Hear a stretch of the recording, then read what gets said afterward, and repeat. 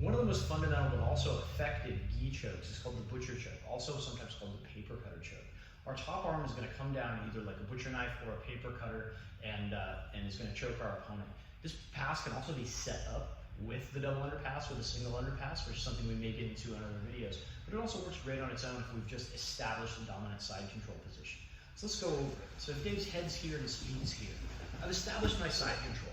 We remember from our passes that we don't want Dave to have any frames. If he has frames, he's able to control distance. I don't want him to be able to control space because I want to be able to close that space and attack.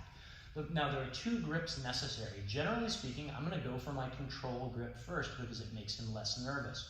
My control grip, so we have our traditional head and arm control, right? This arm, my left arm, controls his head. My other hand controls his arm. My arm control on the other side is going to come back to the near side and come palm up under Dave's gi. I'm reaching for the collar of Dave's gi. It also works if you grab any fabric to let the fabric slip, but ideally you're going to get 4 fingers in the collar.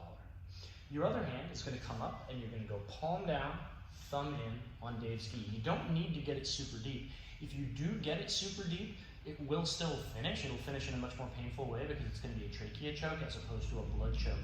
But you don't need to get it super tight for the blood choke variation. My elbow is going to drop to the mat, and if my partner is not tapping, I'm going to draw a circle from the point of my elbow to the top of Dave's head, and he taps. So I'm drawing a circle to the top of his head, things of that nature. Now, obviously, you can see the paper cutter butcher motion, right? And a lot of times, guys will just get this super deep and just drop, which is terrible and is very effective, right? You don't want nobody wants their trachea crushed. But we also want to cut off the carotid arteries for more of a clean choke because that's what's going to make people go to sleep, and particularly as smaller, weaker opponents, because we always want to assume that our opponent has physical advantages over us. So we want to assume that we're the smaller, weaker, older person. Blood chokes are the way to go because everybody goes to sleep. So let's do it one more time for this angle. So head, arm under the head, arm under the arm. My far side arm comes palm up and grabs gi. I'm trying, once again, to get into the collar. Other hand goes thumb in, palm down. And this hand becomes the butcher block, or it becomes the paper cutter.